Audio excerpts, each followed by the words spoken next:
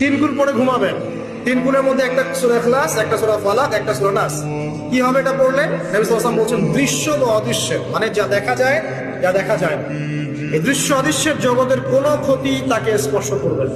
আর এটা যখন রাতে পড়বেন তখন এভাবে পড়বেন, একবার সূরা ইখলাস, কুল হুয়াল্লাহু আহাদ, তারপর সূরা ফালাক, কুল আউযু বিরাব্বিল ফালাক, তারপর সূরা নাস, কুল আউযু বিরাব্বিন নাস করে দুই হাত একত্রিত করে ফু দিবেন, দিয়ে মাথা থেকে নিয়ে এভাবে পুরো মাথা থেকে নিয়ে পুরো বডি এভাবে মাসাজ করবেন, এভাবে। ঠিক আছে?